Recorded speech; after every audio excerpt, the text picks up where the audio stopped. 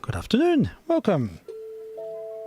Welcome to the afternoon missions. This is vk3sl back again, and just come in the door actually a few minutes ago, and I haven't really thought about much, but I did come home to an email. I've just noticed it here, and this is one of the delights of doing these afternoon sessions, is that I get some great suggestions for missions fodder.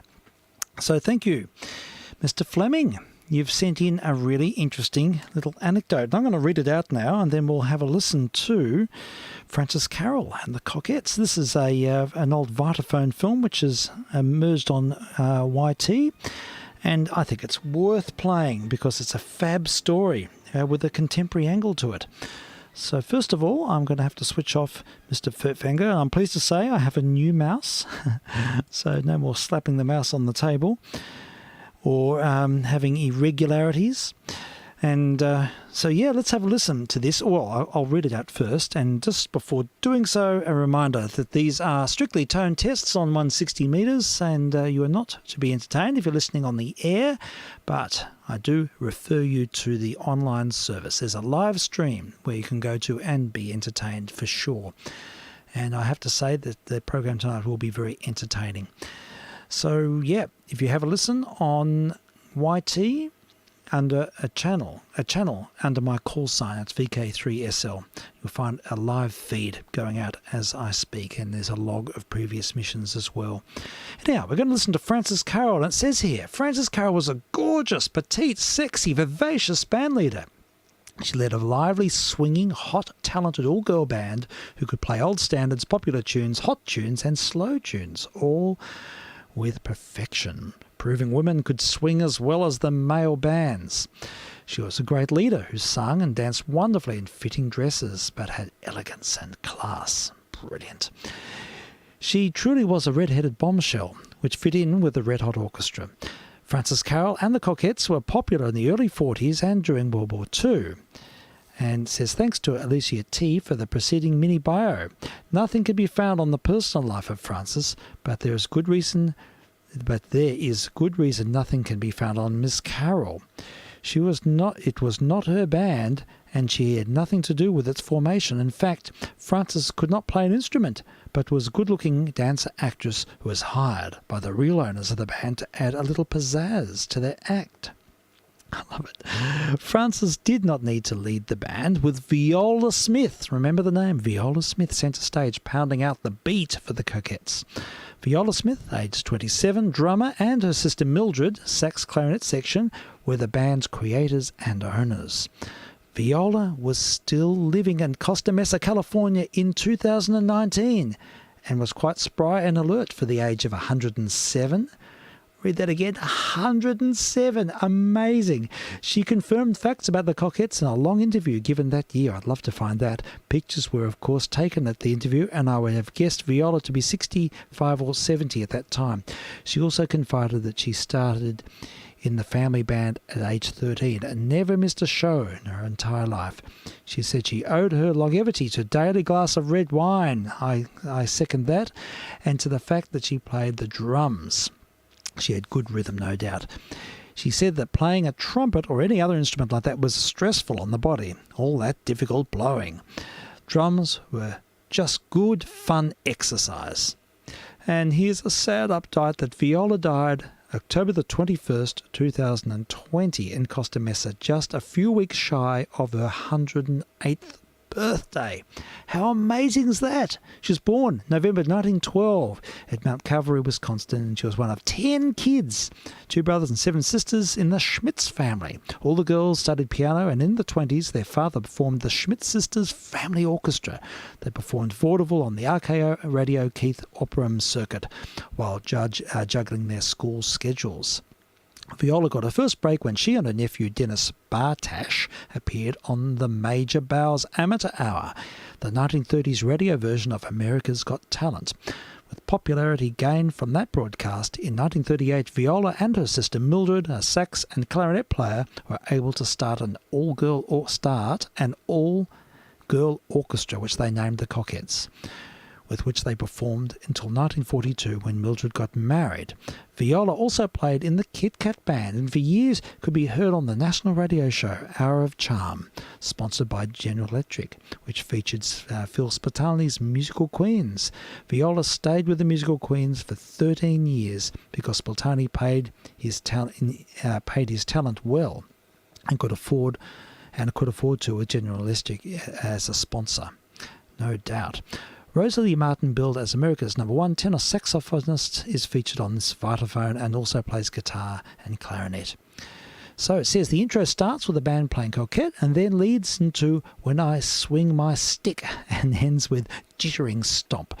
Coquette was composed by Carmen Labardo and Johnny Green, and the other numbers are uncredited. This is Vitaphone B220, Melody Masters 5, filmed in 1939 and released in 1940.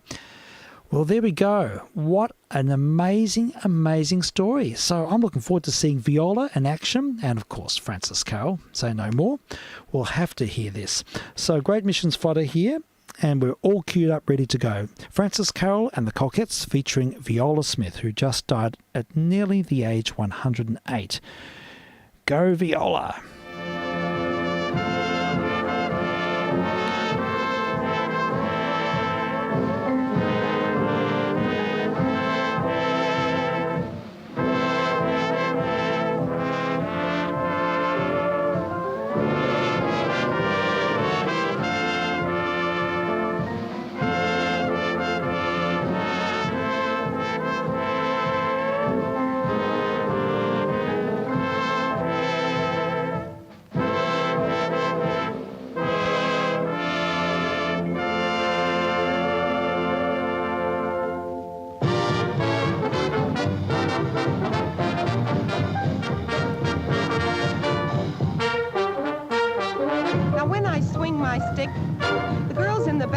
Every lick.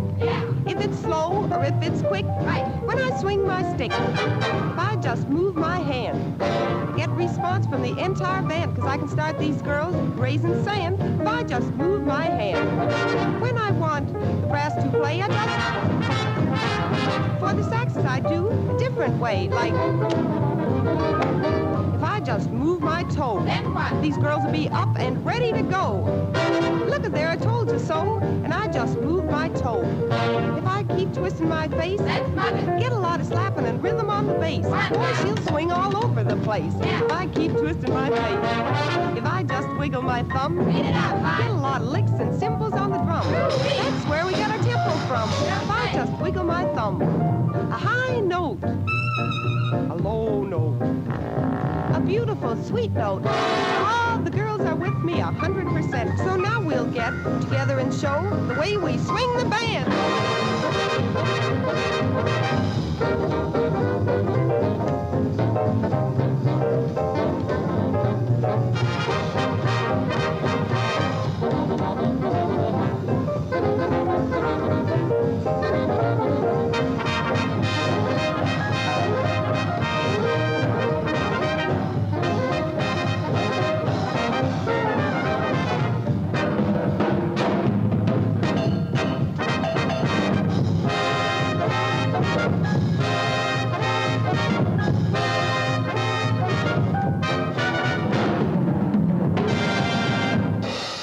Version of a swing tune.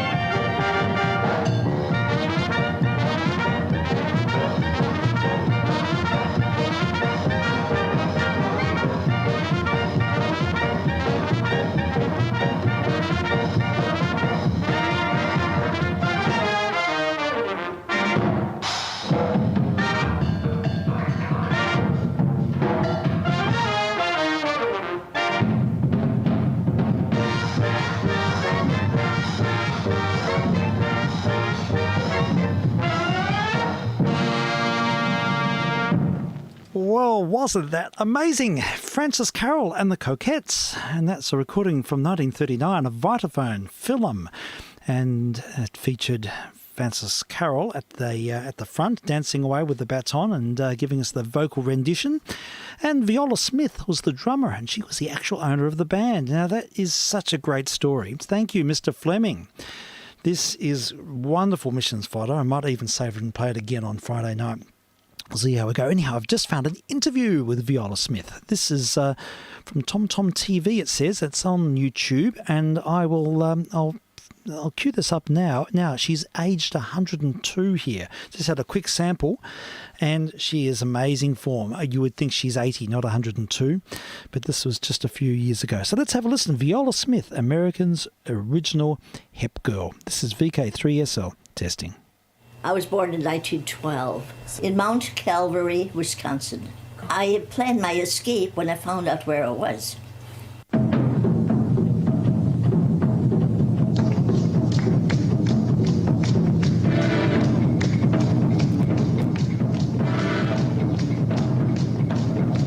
Well, there were 5 girls ahead of me in the family, and they had the rest of the instruments.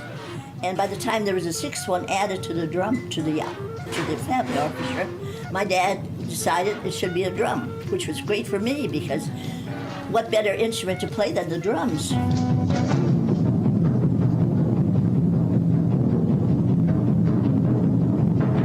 We're practicing a lot. It's all practice in my childhood.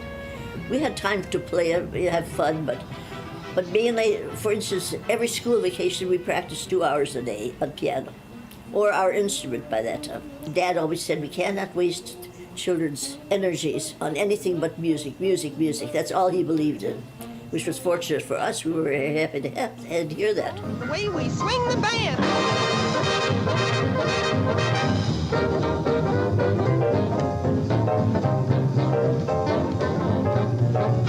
We had a friend who was a professional drummer, and he got me started. I didn't immediately study. He got me started. I took drum lessons from various pit band drummers. So finally, later in my career, I started studying. In fact, Billy Ed Gladstone from Radio City Music Hall, considered the best drummer in America, came to me. He saw me play somewhere, and he asked me to come by backstage at Radio City Music Hall where he was playing. And he said, hey, I want to show you something. And then he wanted to show me his drum he had just made. And he said, I'm going to make you one. You know, I was just flabbergasted. He finally made drums for about 7 other top drummers in the country. So I was lucky enough to get in on that. Finally took lessons from the best, fortunately, Billy Gladstone.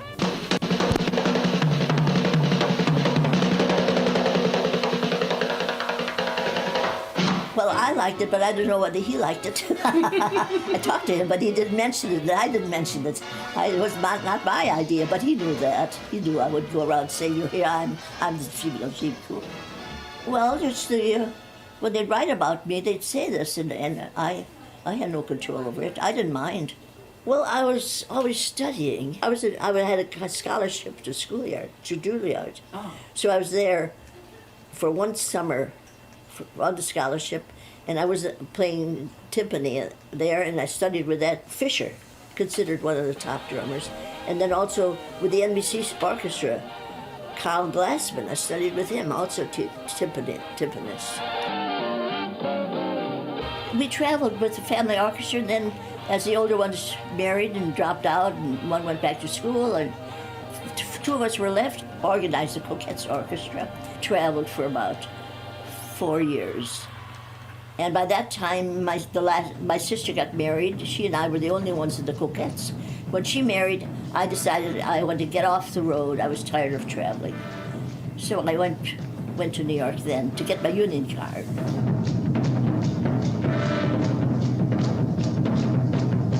And I had been engaged to get married with he was gone for 3 years, but in the excitement of going overseas, I think that's what led to the thing of marriage, you know. Oh, that we could get married, you know, before you go away. And we couldn't. He was whisked away overnight before we expected him to go. We had planned to get married before he'd go. But all of a sudden he was gone. Happened to all the girls. Yeah, that was really something. But it was exciting to be in New York at that time.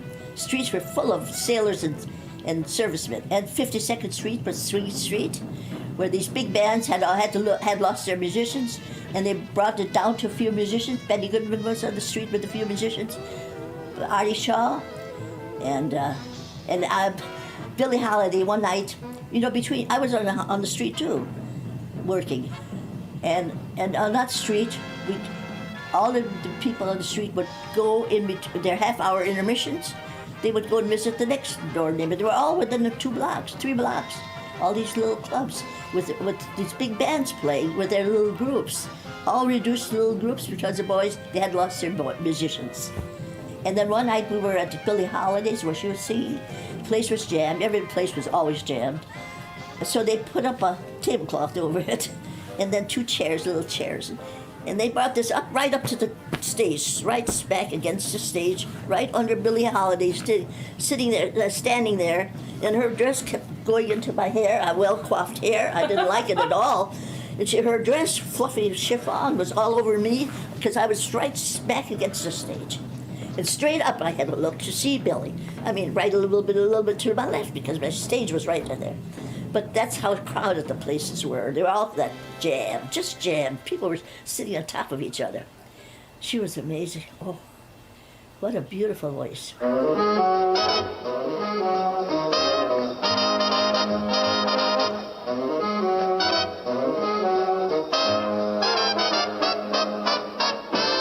girl bands didn't really come into their own until all the boys were going off to overseas.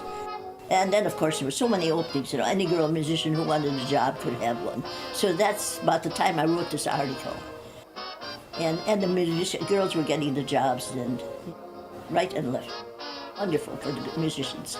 I mentioned so many musicians that were so great, and many of them called me, and were happy to be reminded of them being available. They were all more or less available. They were doing what they call gigs, but they would be very happy to join big names rather than just an ordinary orchestra. Their band and glee club are preparing some Between the Halves entertainment. So let's switch down to our floor microphone.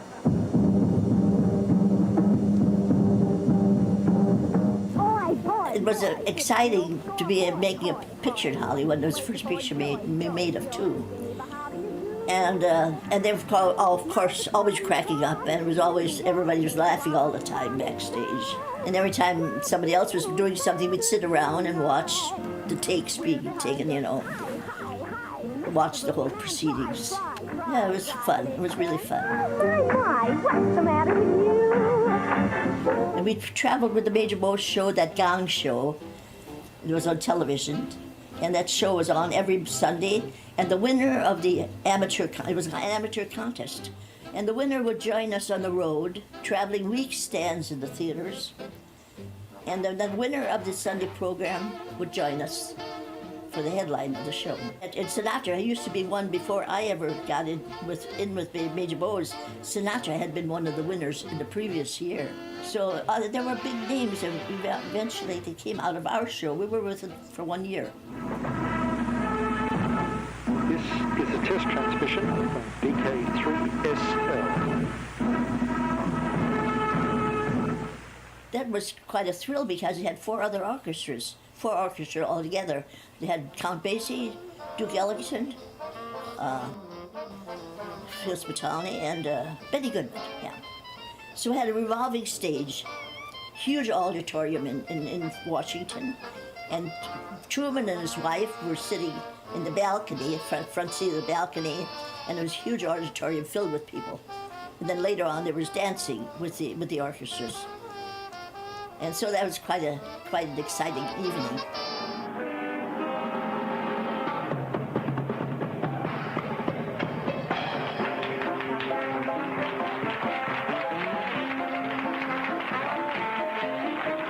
And we were the cabaret Kit Kat band. We were on the stage quite a bit, on the platform, the Kit Kat band. And every time they had a scene in the nightclub, we would come on with our little dolly, and then moved around to where we were in the nightclub. But one time it bumped into something. Stagehand wasn't doing his job, and we bumped into something. We all flew off the platform. Quite a picture for everybody. It was a better show than seeing us play, to see us sprawled around on the stage. Well, I'll tell you, the highlight of my life in music was the cabaret show in Broadway. That was very exciting because they had lights all around the stage. Everywhere was lights going out toward the audience, amber lights. And we could see for about 20 rows. Could see everybody in the theater. Well, every night we saw stars, every night. Bob Crosby and Miss Loretta Young sitting right in the first row. And, well, I can't start telling you. Everybody from Hollywood eventually saw the show, so we were told, when they come to New York. They all come to New York sooner or later. But all through the show, every night we'd see so many stars, and that was interesting because we weren't playing all the time on the stage. We'd be sitting in this nightclub on the stage and sort of look around who else is out there. So it really was the highlight of my life, really.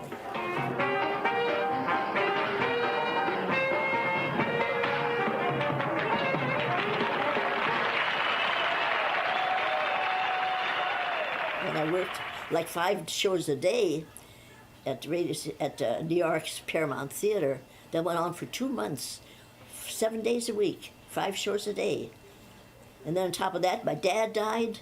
At the same time, my fiance was taken overseas, all on the same day, June 6th, 1942. All that happened at the same day. My fiance going, Dad dying, and I told one of the girls not to tell me when he died, to keep it, not, so nobody in the orchestra knew I knew. Because then I couldn't have done it, because I played the 5 shows that day. I couldn't have done it if I had felt sympathy.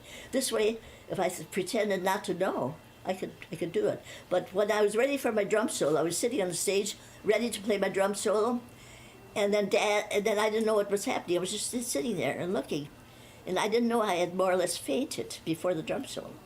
And then Spitalny must have waved over to the tuba player next to me to come over and shake me, because he had made the announcement, and I was sitting there, and I didn't go into my drum solo. I had more or less fainted, but didn't fall over. I was sitting there, you know, in a daze, and she came over and shook me. She said, Viola, your drum solo. And then boom, boom, boom, boom. Then I started playing, you know, very fast. And my heart was always pounding fast when I was drumming. So luckily I didn't keel over. Could have happened. So that was the only time I really had a after effect, you know, from problem like that. And that was a big problem in my life in that particular day. But fortunately, that fact that nobody knew I knew made it much easier.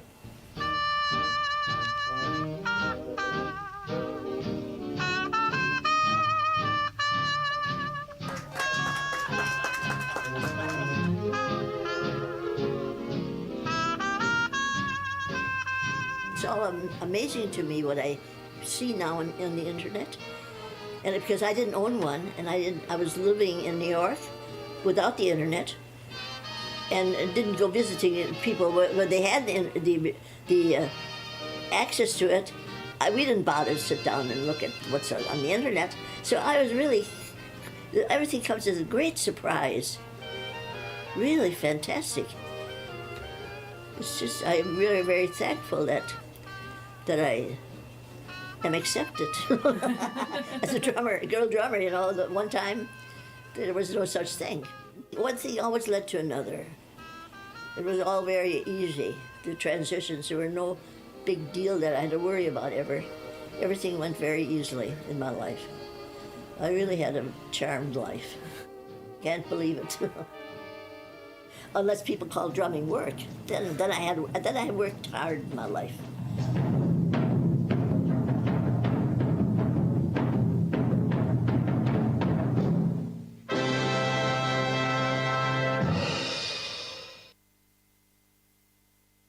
Been listening to a doco on Viola Smith, America's original hep girl, who just died recently, a month short of her 108th birthday.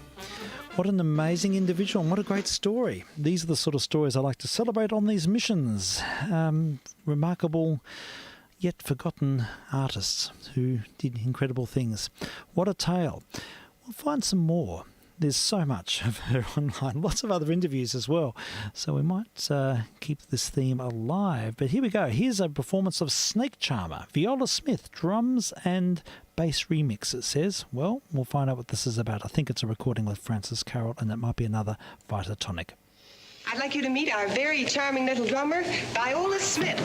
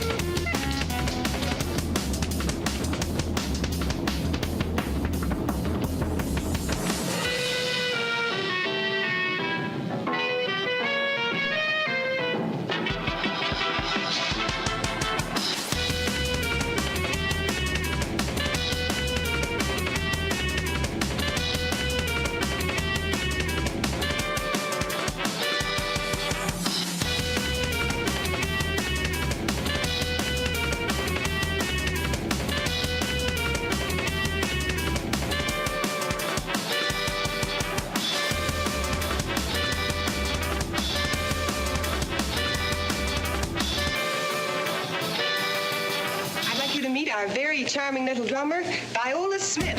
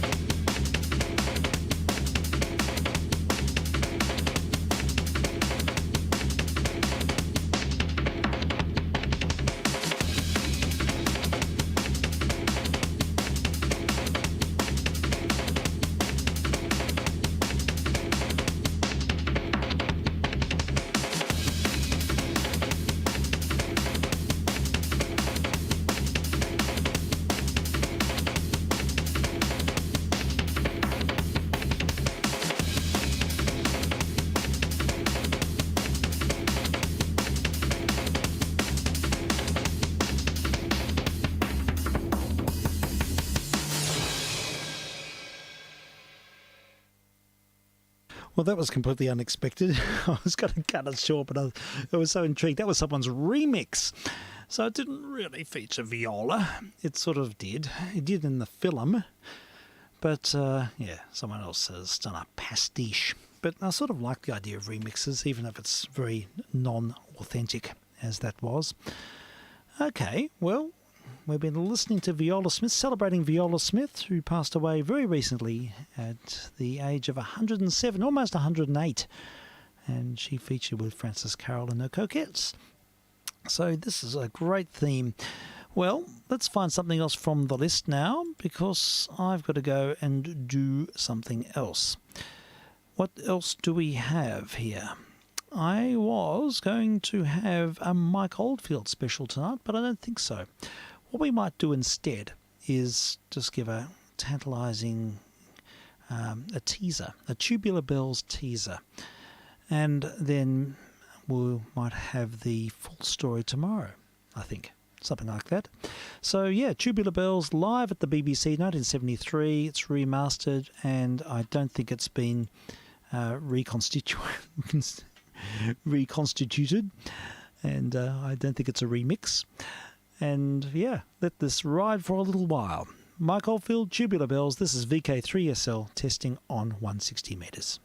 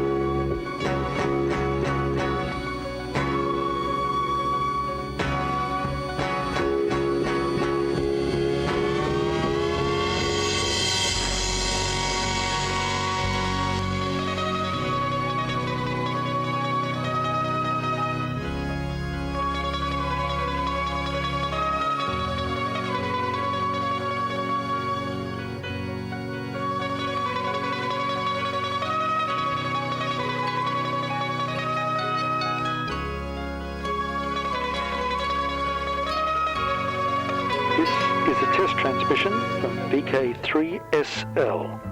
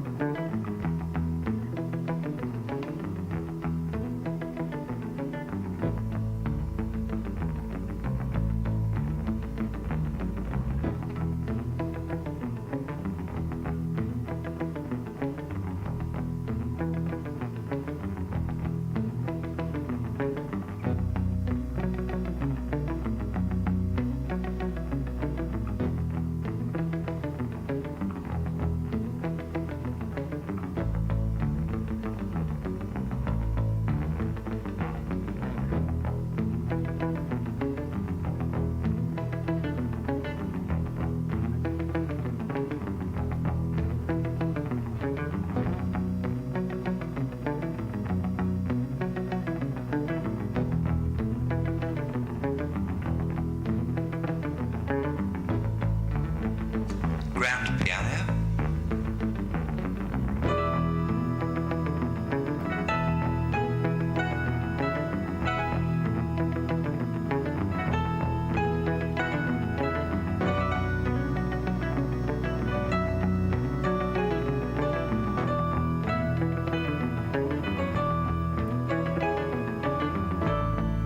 Reed and pipe organ.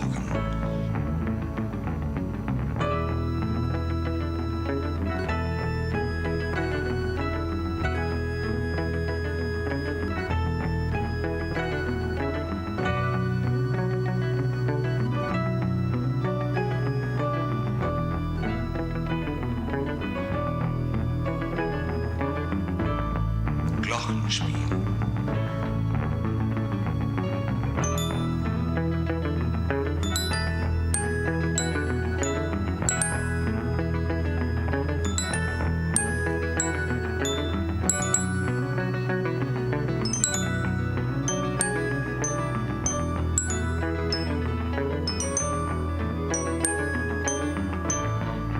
Bass guitar.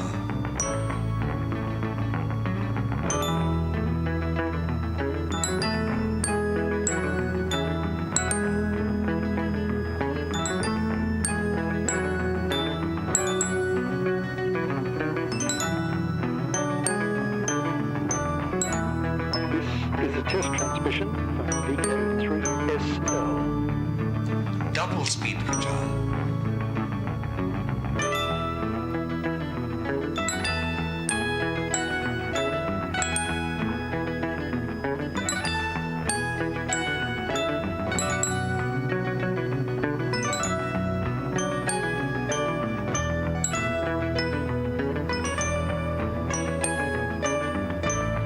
Two slightly distorted guitars.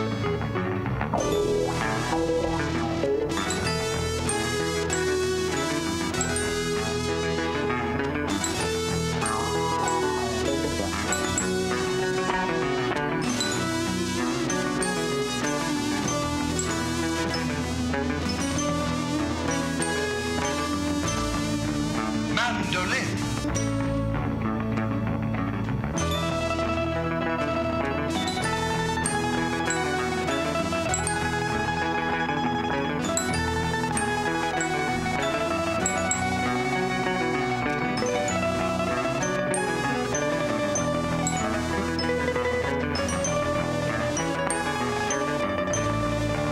Spanish guitar and introducing acoustic guitar.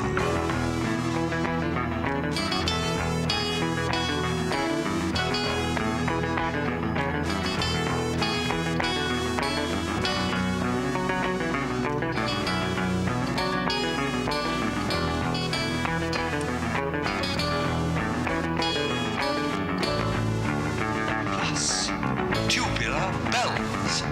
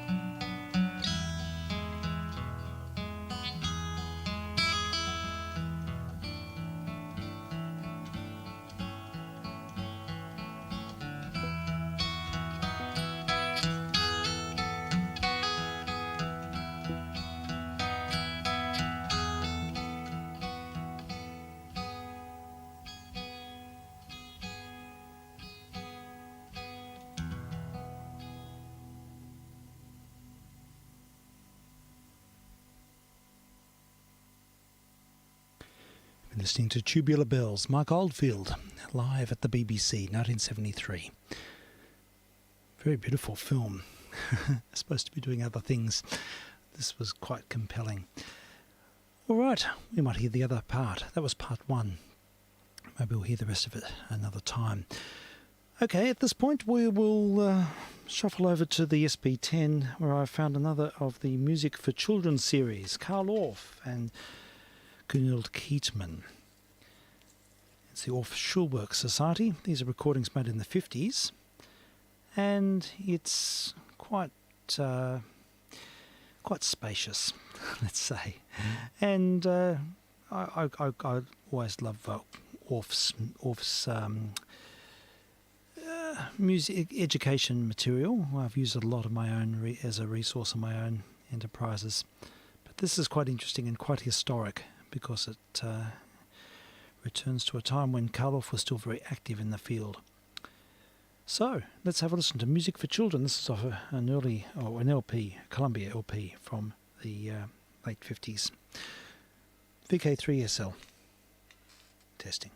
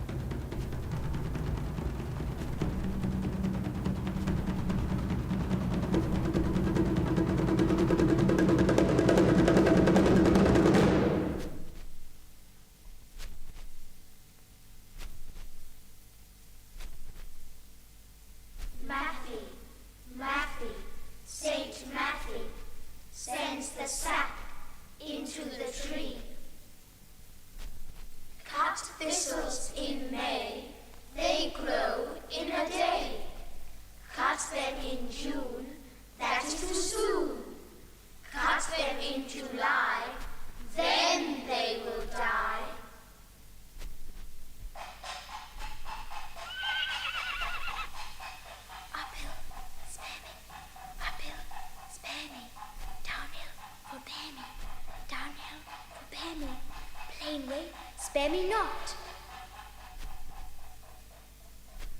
Let me not drink when I am hot.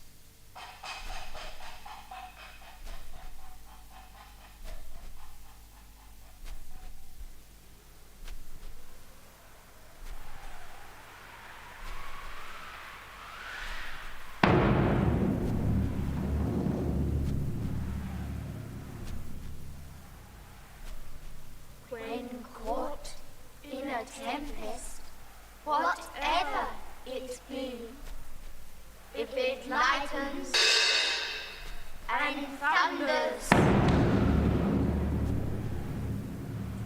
beware of a tree.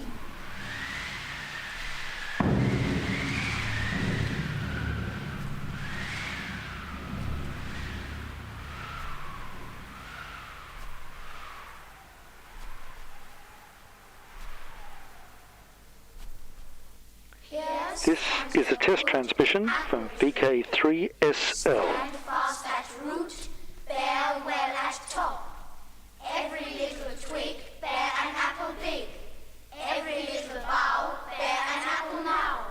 Hats full, caps full, 3 scores sacks full. Hello, boys, hello. An emerald is as green as grass. A ruby red as blood. A sapphire shines as blue as heaven.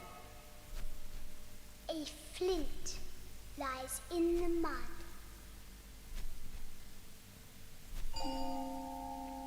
A diamond is a brilliant stone to catch the world's desire.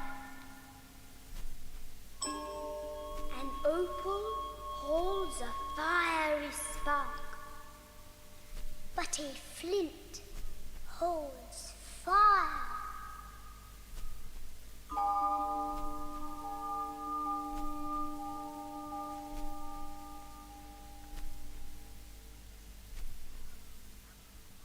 Double, double, toil and trouble, fire burn and cauldron bubble. Round about the cauldron go, in the poisoned entrails through. Toad that under the cold stone days and nights at 31 sweltered venom sleeping got, boil now first in the charred pot. Double, double, toil and trouble, fire burn and cauldron bubble. Fillet of a fenny snake, in the cauldron boil and bake. Eye of newt and toe of frog, Wool of bat and tongue of dog. Adder's fork and blind worm's sting. Lizard's lake and howlet's wing. For the charm of powerful trouble, like a hell rock, boil and bubble. Double, double, toil and trouble, fire burn and cauldron bubble. Double, double, toil and trouble, fire burn and cauldron bubble.